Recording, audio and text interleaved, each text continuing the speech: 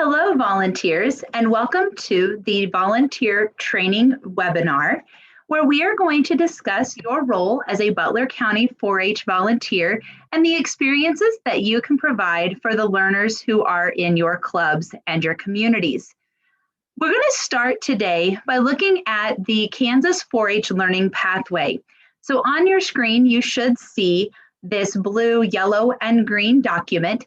And this is just a great tool to start with as a 4-H volunteer, to really remember the mission and the purpose as to why we are doing what we're doing and how we can assist our youth in our care. So when you look at the Kansas 4-H Learning Pathway, there are multiple levels that build upon each other in a scaffolding style. First, we may have learners who are younger, who are just exploring the project. They want to learn a little bit more about what it means to be in 4-H and to learn a little bit more about a project area that interests them. As they get older, they begin to build on that and they learn. And so they need new resources and new opportunities to really help them drive home that idea of what they want to really accomplish within that project area. Thirdly, we have practice. And so this is where really as a 4-H volunteer, those project meetings become so important. This is where the youth really can engage with that opportunity to share what they've learned by practicing with others, by hands-on learning experiences, maybe even field trips to local exhibits or local vendors who are in that field who could help the kids just take their learning to the next level. And finally, we have the experience. That opportunity where maybe for us here in Butler County, it's the end of the summer and it's the showcase event at the Butler County Fair, where the kids are able to get before a judge and share what they've learned, share what they have produced, and get relevant feedback on what it is that they have done in their learning this year. So as a 4-H volunteer, I highly encourage you to really look at this document and to really think about how can you continue to help all kids at all levels as they progress down the learning pathway.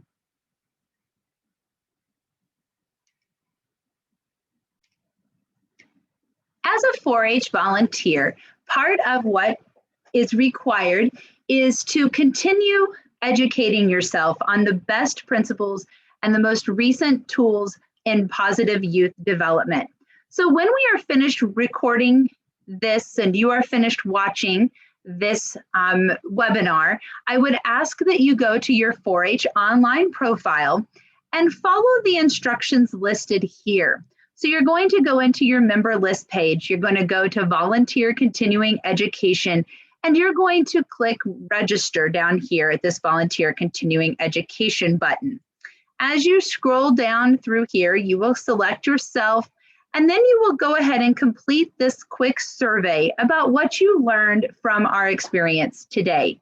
So as you watch the videos, I would encourage you to really think about what is it that you are learning that you're going to take away to apply to helping the youth in your local community club. I'm now going to share a quick video with you about positive youth development and the 4-H mission. Where did this all begin? And how did we get to where we are today when it comes to being a 4-H volunteer? Your role is so important. I know that I could not, as one individual, do everything that needs to be done to provide an experience for our Butler County 4-Hers. So your involvement, your leadership, your volunteering of your time is so greatly appreciated to be able to provide all of the vast experiences and learning opportunities that we do for our youth. So please enjoy this video as we learn a little bit more about where 4-H started in the state of Kansas.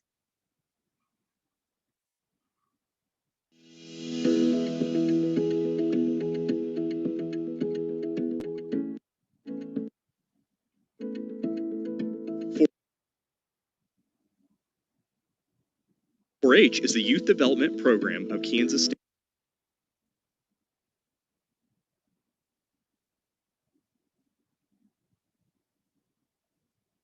University. 4-H is a unique organization in that it is the only youth development organization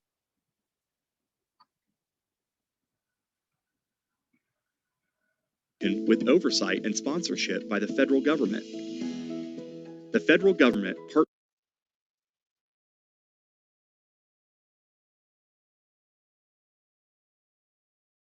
partners with land-grant universities, of which Kansas State University is one. K-State Research and Extension, as part of Kansas State University, administers the 4-H program in cooperation with the local extension governing units.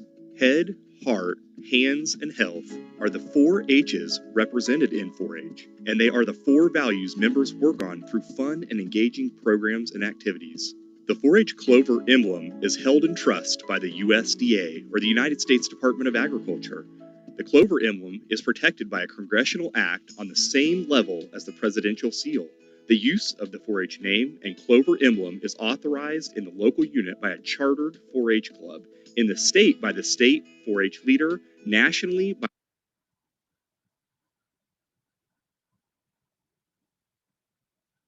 by the National 4-H headquarters, and the commercial use also from the National 4-H headquarters. Through 4-H's educational mission, we help youth to learn by doing and to lead by example. In 4-H, we are committed to providing a positive experience for as many young people as possible, not just with the belief that 4-H grows great kids, but the belief that by preparing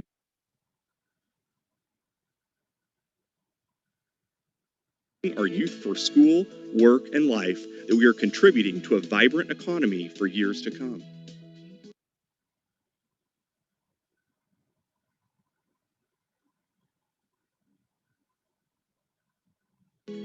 The structured learning, encouragement, and adult mentoring that young people receive through the participation in 4-H plays a vital role in helping them achieve success in life. Compared to their peers, the 4-H study of positive youth development shows that young people involved in 4-H programs excel in several key areas. 4-Hers are 4 times more likely to make contributions to their communities, 2 times more likely to be civically active, 2 times more likely to make healthier choices, 2 times more likely to participate in science, engineering, and computer technology programs during out-of-school time, and 4-H girls are 2 times more likely to take part in science programs compared to girls in other out-of-school time activities. One principle of positive youth development is based on the benefit of a positive, sustained relationship of the young person with a caring adult. Youth gain the confidence, connections, and caring they need to achieve their potential. In Kansas, nearly 1,000 individuals like yourself apply to become new 4-H volunteers each year, and the organization depends on thousands of volunteers to help fulfill the role of a caring adult. 4-H designs successful youth development programs and services around specific ingredients, the essential elements. Each of the 4 essential elements is vital to the positive development of youth. When 4-H professionals and volunteer leaders focus on these elements, youth derive long-term benefits from their 4-H membership. These essential elements are belonging, mastery, independence, and generosity. Belonging is all youth feeling a connection to others in a group.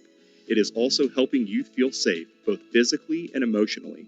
By exploring 4-H projects and activities, youth learn to master skills. Youth need to be actively engaged in the learning process, not just watching someone else show them how. Youth need to feel and believe that they are capable and experience success at building on knowledge, skills, and competencies. This is the opportunity for mastery. Independence is creating opportunities for youth to develop skills and confidence for leadership. Youth need to know that they are able to influence people and events through decision-making and action. Generosity is exploring 4-H community service activities so that youth can connect with their communities and learn to give back to others. As part of the 4-H team, learning these basics will help you understand the bigger picture of the 4-H program.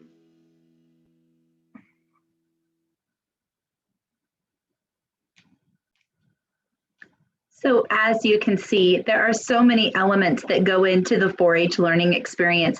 And that takes us back to that pathway that I shared at the very beginning about how many different opportunities we can provide for the youth in Butler County.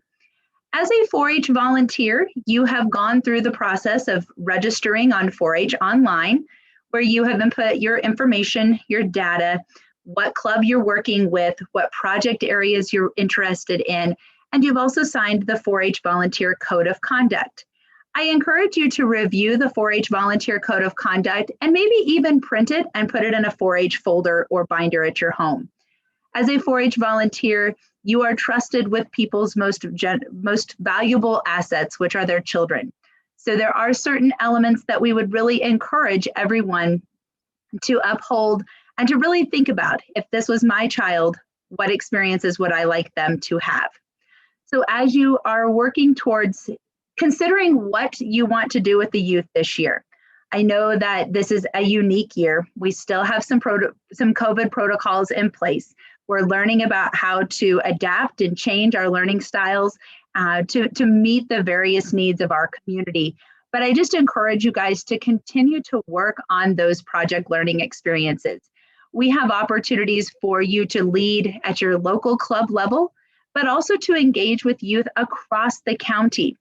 All 10 of our 4-H clubs and our shooting sports club are vastly different in the number of individuals in their club, the leadership in their club, and the resources that they have available. So I really encourage you guys to collaborate together, to continue to visit about how you can share your knowledge with youth that are in your club and your local community, but also can you share that with youth that are not in your local community, but maybe are in the club across the county.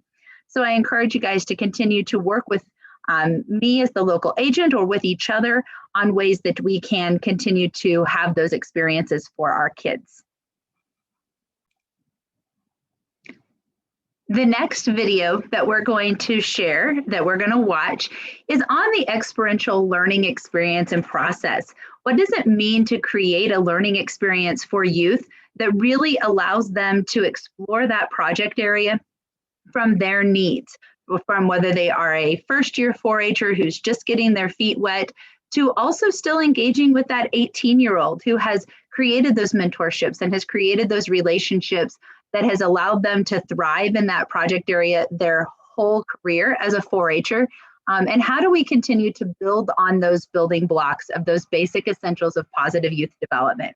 So the next video here just talks about how do we create such engaging experiences for our kids.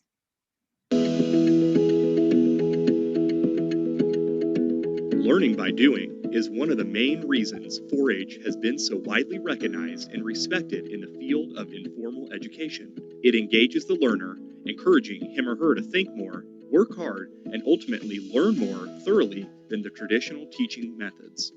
4-H youth development follows a model known as the experiential learning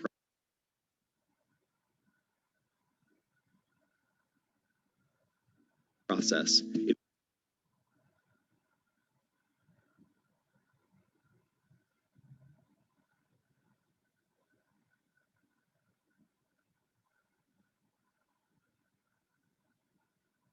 It is important to not stop with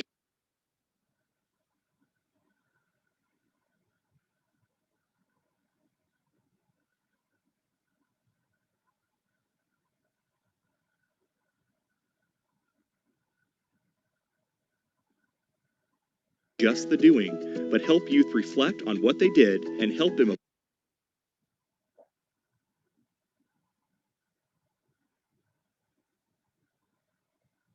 apply that new information into their daily life. As a volunteer working with youth, have in mind the desired outcomes, such as taking a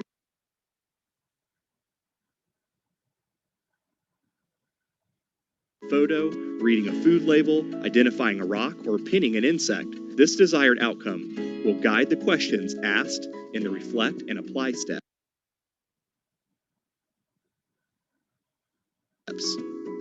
Benjamin Franklin said it best: "Tell me and I forget, teach me and I remember, involve me and I learn."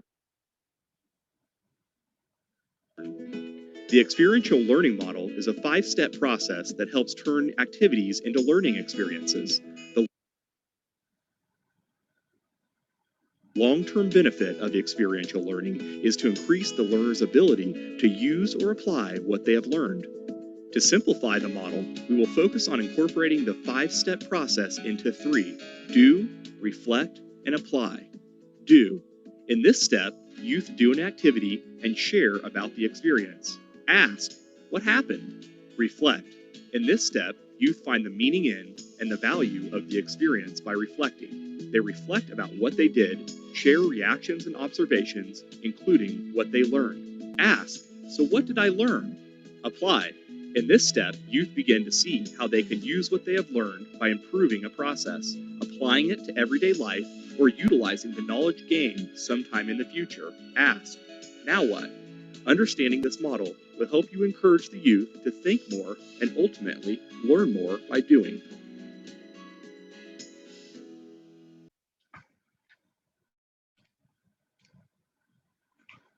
The experiential model is one of the best ways to engage with youth, to do an activity and then take a few minutes at the end or even a few days later and ask them to reflect on what they learned. How are they applying that learning process? So let's say I've baked a loaf of bread and my loaf of bread didn't quite rise quite correctly.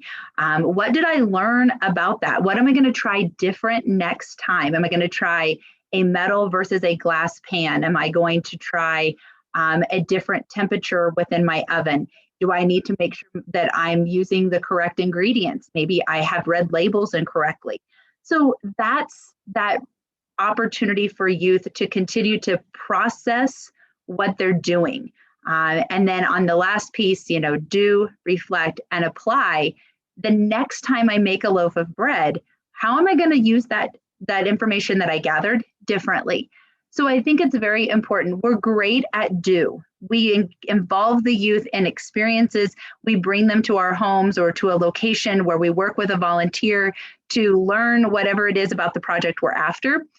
But take that learning to the next level. Take it down the pipe to where we continue to scaffold their learning so that they are not just staying stagnant in what they've learned, but that they're beginning to show that growth, that they're able to show that they have improved on their knowledge and their skills within that area. So I encourage you to think about that when you're planning project meetings or even club meetings.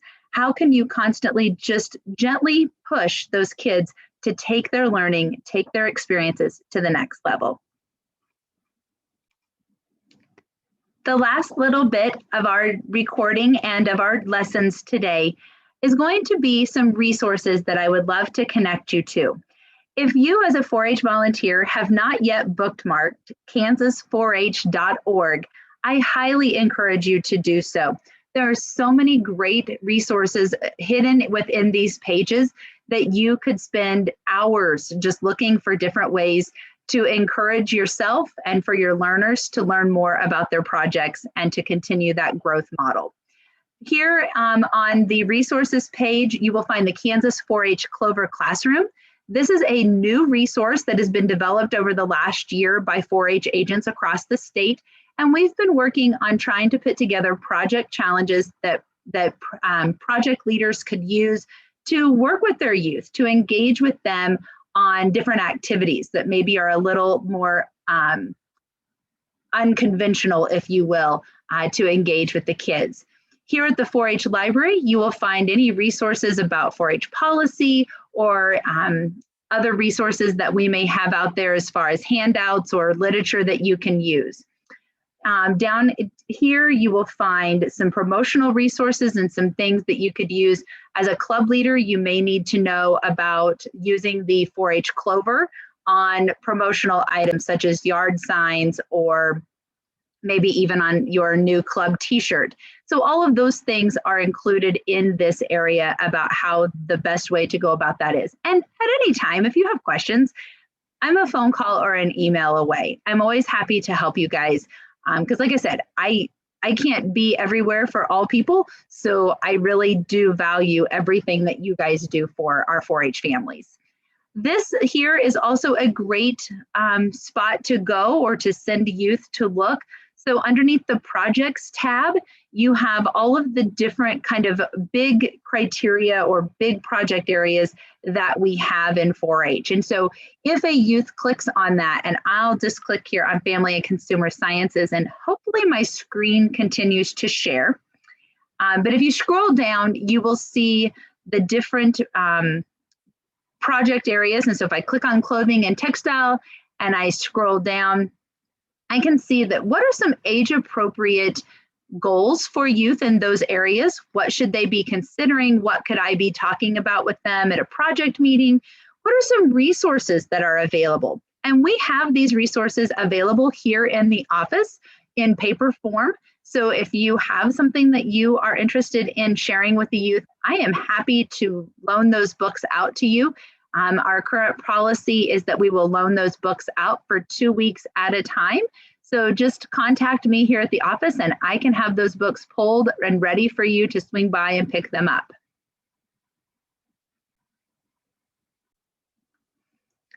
So as you can see, being a 4-H volunteer is very, very important.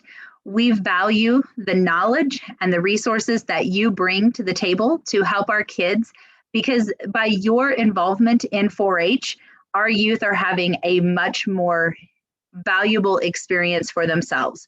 They're learning about their passions, they're learning about their interest areas, and that only makes our community stronger when these youth graduate out. As an educator for 17 years in local school district, I can tell you I could always pick out who our 4-H kids were the minute they walked through my classroom. They were organized, they were well-spoken, they were engaged, and so what we do in 4-H is so very important. We are teaching them 21st century learning skills that they can take out into the workforce and to continue to make our world a better place when they are the leaders and the creators for all the things that will happen. I appreciate you joining me today in this training. This is a new feature for me to try to do this digitally. I hope to be able to provide this training in person next year. I appreciate your understanding and your patience as we get through this process and we learn all the new ways to do this. But again, if you ever have questions, you ever have concerns, please don't hesitate to email me. Thank you again for your time and your dedication. If I can ever be of any help, let me know. Have a great day.